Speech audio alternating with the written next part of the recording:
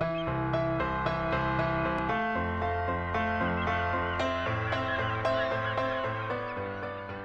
har prøvet at arbejde nogle år i land, og det var sgu ikke, undskyld, man må ikke vande, det var ikke nogen god oplevelse.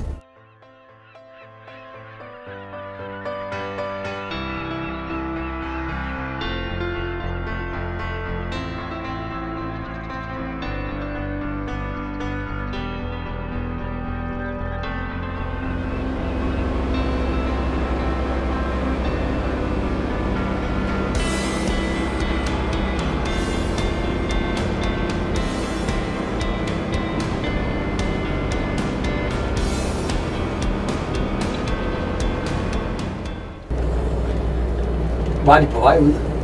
Ja, de kommer ud nu her. Hvad er nu her? 06. Nej, ikke før. Nej. Tager den næste.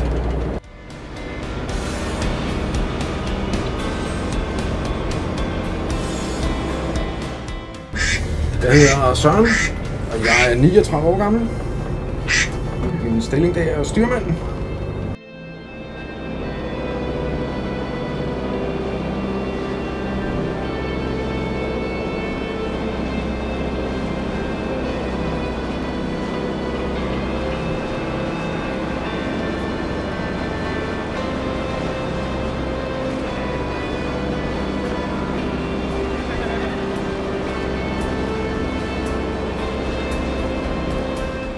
Jeg var skoletræt, og så fik jeg arbejde på Sundbusserne op mellem Helsingør og Helsingborg. Ja. Og så arbejdede jeg der i en del år. Det var min første job på havet her, eller på vandet.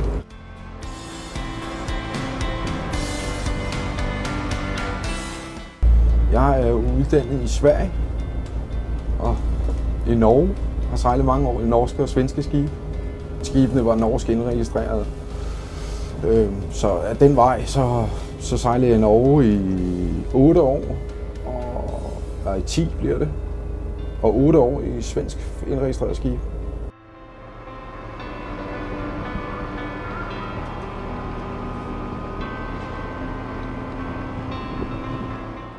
Det er fint arbejde. Vi er 2 mænd ombord, og vi deles jo om de forskellige arbejdsopgaver her. Så det er fint. Ja, jeg ved ikke, der står bare en dog i bund. Så jeg er også nogle leje. Jeg tror, de har 6 af de gode. Ude på Refshaløen. Altså, arbejdspladsen på et skib er jo en levende arbejdsplads.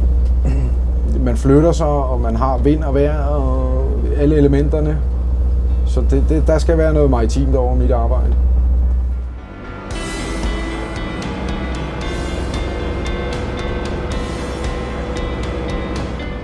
Herinde i Københavns Havn, det er jo et af Danmarks mest trafikerede steder, sådan rent. Så har jeg jo alt lige fra kanoer til robåde og havnebusser, og jamen der er det hele.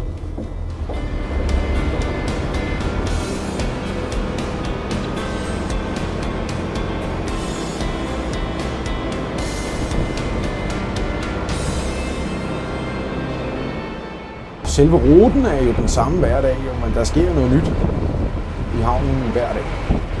Det gør det. Og man skal altid ligesom være klar på det uforudsete. For der sker noget nyt hver dag. Et eller andet sted, så har man altid en... Jeg ved det ikke, man er ligesom klar på det, der ikke skal ske, kan ske.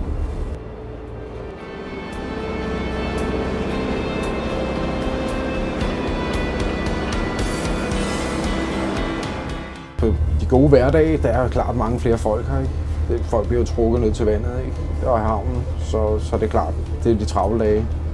Og regnvejrsdagen er jo, der er jo færre mennesker, ikke? Eller gæster.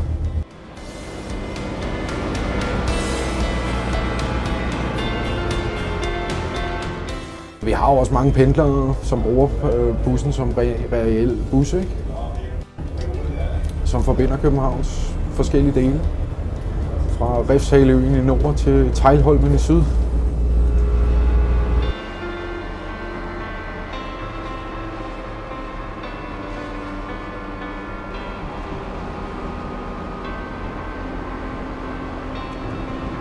og havnen udvikler sig jo meget nu her i de her kommende år.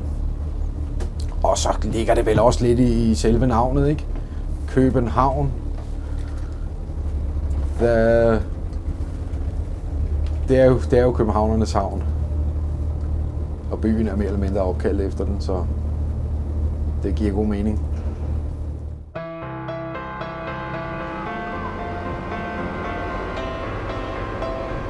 Jeg kan godt lide udviklingen. Jeg kan godt lide det. Jeg synes selvfølgelig, man skulle prioritere de gamle byggerier højt, men der skal også nytænkning til. Det er jo metropol.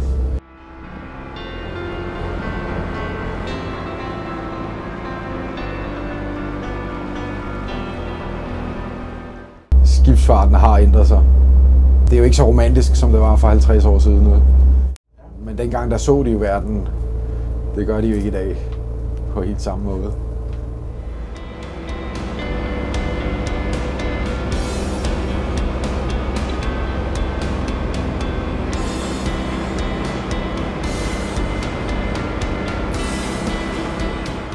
Så længe at der er mange gæster, og passagerantallet det er stigende, så tror jeg på, nu har de sejlet her i 14 år, 15, så må det ikke, der skulle være en fremtid for havnebusserne i Københavns Havn.